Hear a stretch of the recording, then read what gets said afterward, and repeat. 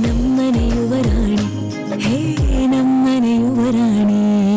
ಇಲ್ಲ ಅಕ್ಕ, ಯಾವ್ದಾದ್ರು ಬಂಗಾರ ಸ್ಕೀಮ್ಗೆ ಸೇರೋಣ ಅಂತ ಅನ್ಕೊಂಡೆ, ಆದ್ರೆ ತಿಂಗಳು ಹಣ ಉಣ್ಸೋದು ಹೇಗೋ ಗೊತ್ತಾಗ್ತಿಲ್ಲ. ಅಲ್ಲ ಕಣೆ ಲಕ್ಷ್ಮಿ, ಅಷ್ಟು ದೊಡ್ಡ ಮನೆಗೆ ಸೇರಿದ್ಮೇಲೂ 10 ಗ್ರಾಮ್ ಬಂಗಾರ ಸ್ಕೀಮ್ ಬಗ್ಗೆ ಯೋಚನೆ ಮಾಡ್ತೀಯಲ್ಲ. ಇನ್ನೇನಕ್ಕ ಮಾಡ್ಲಿ, ದೇವ್ರ ದಯೆಯಿಂದ ನಮ್ಮ ಅಹಲ್ಯ ಬಂಗಾರದಂತ ಮನೆ ಸೇರಿದಾಳೆ. ಇನ್ನು ನಮ್ಮ ಅಮ್ಮ ಎಕ್ಸಾಮ್ ಅಲ್ಲಿ ಒಳ್ಳೆ ಮಾರ್ಕ್ಸ್ ತಗೊಂಡ್ರೆ ಸಾಕು. ಲಕ್ಷ್ಮಿ, ನಮ್ರತ ಮದ್ವೆ ಬಗ್ಗೆ ಏನಾದ್ರೂ ಯೋಚನೆ ಮಾಡಿದ್ಯೋ ಇಲ್ವೋ? ಅವಳಿನ್ನೂ ಚಿಕ್ಕವಳಲ್ವಾ ಅಕ್ಕ, ಈಗ್ಲೇ ಮದ್ವೆ ಬಗ್ಗೆ ಯಾಕೆ ಯೋಚನೆ ಅಂತ. ಹಾಗಂದ್ರೆ ಹೇಗೆ? ಅವಳಿಗೂ ಮದ್ವೆ ವಯಸ್ಸಾಯ್ತು. ಆದ್ರೂ ಓದ್ ಮುಗಿಲಿ ಅಂತ. ಓದು ಅದ್ರ ಪಾಡಿಗೆ ಅದಿರುತ್ತೆ. ಈಗ್ಲಿಂದನೇ ಗಂಡು ಹುಡುಕಕ್ ಶುರು ಮಾಡಿದ್ರೆ ಇನ್ 2 ವರ್ಷಕ್ಕೆ ಕಾಲ ಕೂಡ ಬರುತ್ತೆ. ಸರಿ ಅಕ್ಕ, ಅಹಲ್ಯ ಜೊತೆ ಮಾತಾಡ್ತೀನಿ. ಮಾತಾಡು. ದೊಡ್ಡಳಿಯನ್ಗೆ ಸರಿ ಸಮನಾಗಿರೋ ಗಂಡನೇ ಹುಡುಕ್ಬೇಕು ಕಣೆ. ಅಕ್ಕ, ಅಮ್ಮಗಂತ ಸಂಬಂಧ ನಾನೆಲ್ಲಿಂದ ಹುಡುಕ್ಲಿ? ನೀನ್ ಯಾಕೆ ಹುಡುಕ್ತೀಯಾ?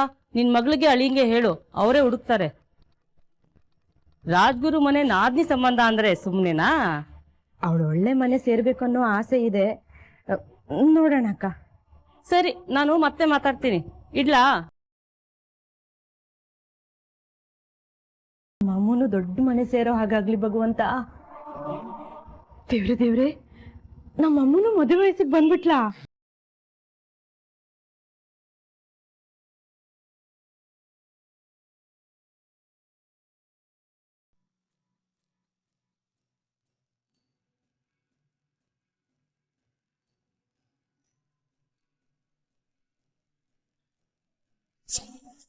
ಎಸ್ 18-7. ಸೂಪರ್ ಆಗಿ ಆಡ್ತೀರಾ ನೀವು. ನೀವು ಅಷ್ಟೇ ನಮ್ರತ, ಸಖತ್ ಕಾಂಪಿಟೇಷನ್ ಕೊಡ್ತಾ ಇದ್ದೀರಾ.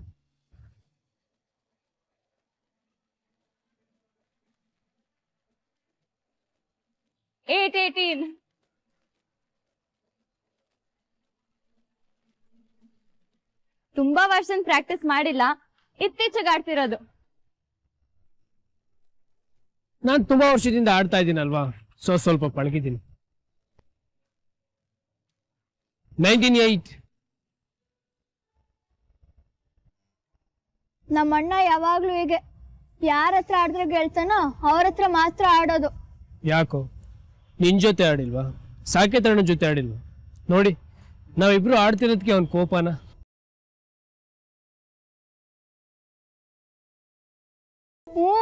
ನನ್ ಜೊತೆ ಎಲ್ಲ ಆಡ್ತ್ಯಾ, ಮೀರಕ್ಕನ್ ಜೊತೆ ಆಡೋ ಅಂದ್ರೆ ಆಡ್ತ್ಯಾ.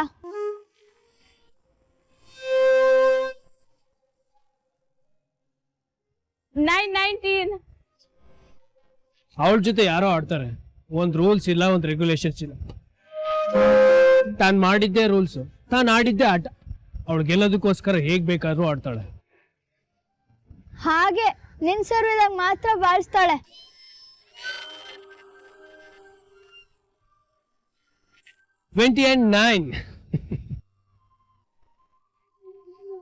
ನೀವು ಮೀರಾ ಯಾವಾಗ್ಲೂ ಹೀಗೇನಾ? ಹೇಗೆ? ಅದೇ ಯಾವಾಗ್ಲೂ ಜಗಳ. 21-9. ನಾನ್ ಜಗಳ ಮಾಡಲ್ಲಪ್ಪ, ಕಾಲ್ ಕೆರ್ಕೊಂಡು ಅವಳೇ ಜಗಳಕ್ಕೆ ಬರ್ತಾಳೆ. ಈಗ್ಲೇ ನೋಡಿ, ಅವಳು ಇಳ್ದೇ ಇರೋದಕ್ಕೆ ಎಷ್ಟು ಪೀಸ್ಫುಲ್ ಆಗಿದೆ. ಓಹೋ, ಮಾತುಗಷ್ಟೇ ಇದು. ಮೀರಕ್ಕ ಕಾಣಲಿಲ್ಲ ಅಂದ್ರೆ ಮನೆ ಪೂರ್ತಿ ಹುಡ್ಕದ್ ಈ ಅಣ್ಣನೇ ಫಸ್ಟ್.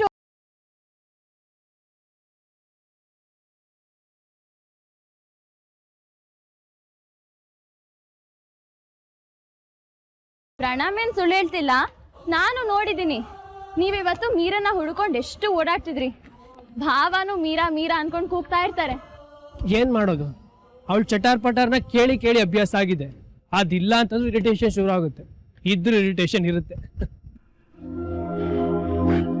S, win.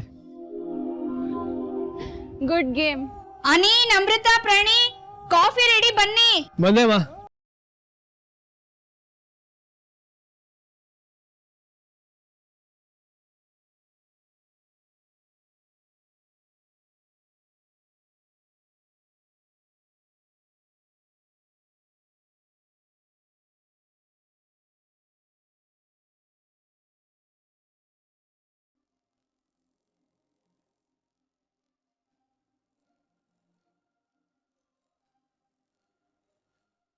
ಎಷ್ಟು ಚೆನ್ನಾಗಿ ಕಾಣಿಸ್ತಿದ್ದಾರೆ ಇಬ್ರು.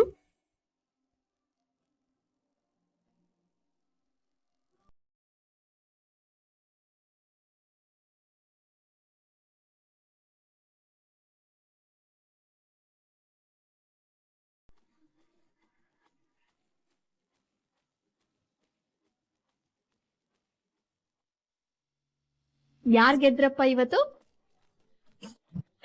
ಪ್ರಣಮ್ ಗೆದ್ದ. ಹೌದೇನು ಪ್ರಾಣಿ, ನೀನ್ ಇವ್ರಿಬ್ಬರನ್ನು ಸೋಲಿಸ್ದ? ಪ್ರಣಮ್ ಪ್ರಣಮ್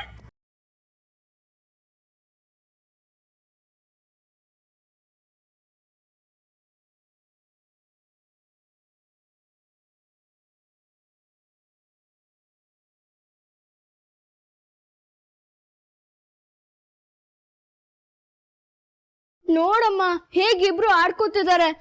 ನನ್ನ ಒಂದಾಟಕ್ಕೂ ಸೇರಿಸ್ಕೊಂಡಿಲ್ಲ. ಅವ್ರಿಬ್ರು ಆಟ ಆಡ್ತಿದ್ರು. ಆಯ್ತು ಬಾರೋ, ಯಾಕೆ ಕೋಪ ಮಾಡ್ಕೋತೀಯ? ಬಾ ಕಾಫಿ ತಗೋ.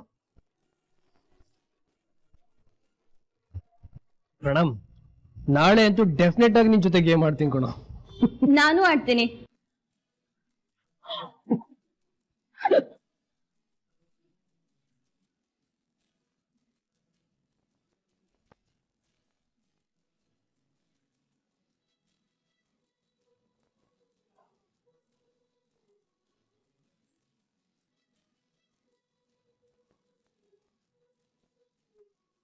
ಲಕ್ಷ್ಮಿ ಅಮ್ಮ, ಅಲ್ಯಾಕೆ ನಿಂತ್ಬಿಟ್ರಿ? ಬನ್ನಿ ಕಾಫಿ ತಗೊಳ್ಳಿ.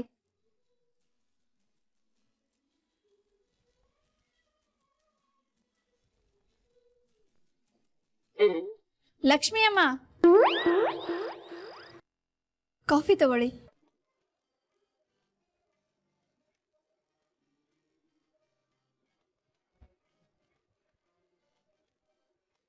ನೀನ್ ಇಷ್ಟು ಚೆನ್ನಾಗಿ ಶೆಟ್ಲ್ ಆಡ್ತೀಯ ಅಂತ ನನ್ಗೆ ಗೊತ್ತೇ ಇರ್ಲಿಲ್ಲ. ಇನ್ಮೇಲೆ ಡೈಲಿ ಆಡೋಣ, ಏನಂತೀಯ? ನೀವ್ ಹೇಳಿದ್ರೆ ನಾನೇನಿಲ್ಲ ಅಂತೀನಾ? ನನ್ಗೂ ಒಳ್ಳೆ ಕಂಪನಿ ಸಿಕ್ಕಾಗಾಯ್ತು. ನಿನಗಲ್ಲ, ಆಕ್ಚುಲಿ ನನ್ಗೆ ಒಳ್ಳೆ ಕಂಪ್ನಿ ಸಿಕ್ತಂಗಾಯ್ತು. ನಿನ್ ಜೊತೆ ಗೇಮ್ ಆಡ್ತಾ ಇದ್ರೆ ಟೆನ್ಷನ್ ಫ್ರೀ ಆಗತ್ತೆ ನನಗೆ.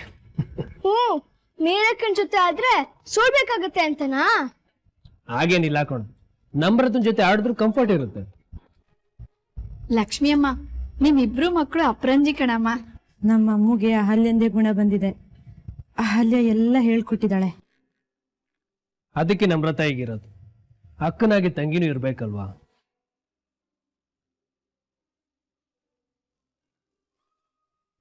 ಪ್ರಣಿ, ಮೀರನ್ ಫೋನ್ ಮಾಡ್ಬೇಕು, ಸ್ವಲ್ಪ ನನ್ನ ಜೊತೆ ಬಾರೋ.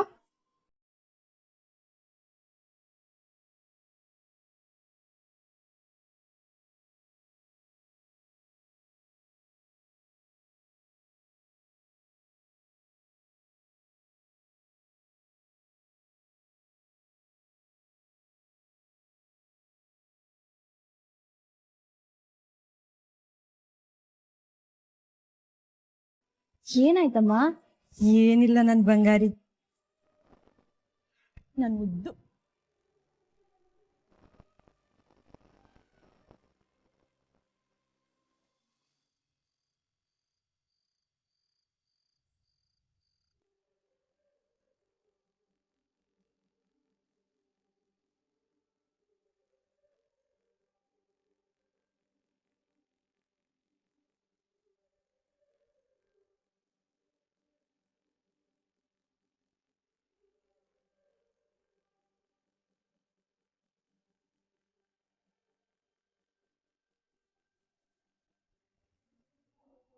ಅಮ್ಮ, ಇನ್ನೂ ಮಲ್ಗಿಲ್ವಾ?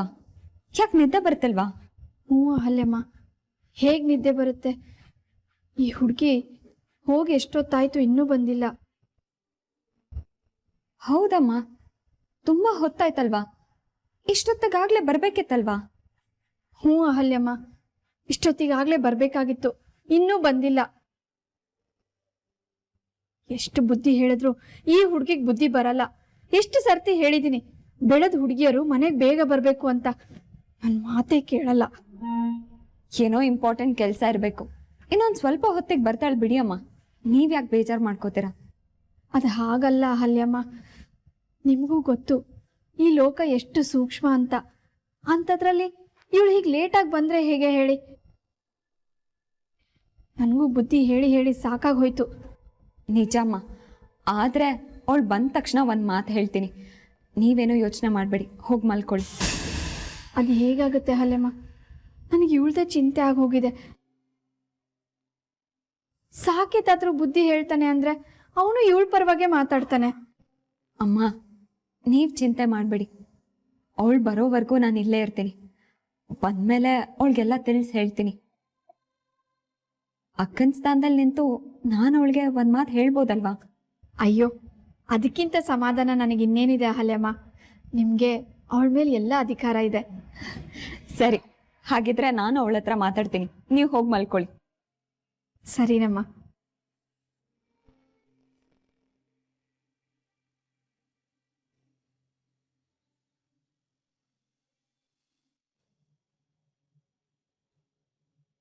ಛೇ, ಇವತ್ತು ಎಷ್ಟು ಲೇಟ್ ಆಗೋಯ್ತು.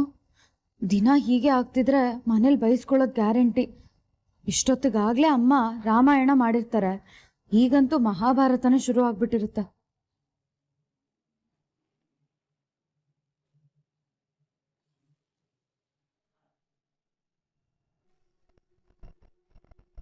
ಹೌದೌದು, 4 ಜನ ಬೇಕು. ರಾಜ್ಗುರು ಫ್ಯಾಮಿಲಿಗೆನೆ. ಕೆಲವೊಂದು ಮೆಟೀರಿಯಲ್ ಶಿಫ್ಟ್ ಮಾಡೋದಿದೆ. ಪೇಮೆಂಟ್ ಬಗ್ಗೆ ನೀವೇನು ವರಿ ಮಾಡ್ಕೋಬೇಡಿ. ಹಾ, ಕರೆಕ್ಟ್ ಟೈಮಿಗೆ ಬರೋದಕ್ಕೆ ಹೇಳಿ. ಸರಿ. ಅಕ್ಕ, ಏನ್ ಶಿಫ್ಟ್ ಮಾಡಿಸ್ತಿದ್ದೀರಾ? ಅದನ್ನ ಆಮೇಲೆ ಹೇಳ್ತೀನಿ ಪುಟ್ಟ. ಮೊದಲು ಗಡಿಯಾರ ನೋಡಿ ಟೈಮ್ ಎಷ್ಟಾಗಿದೆ ಹೇಳು.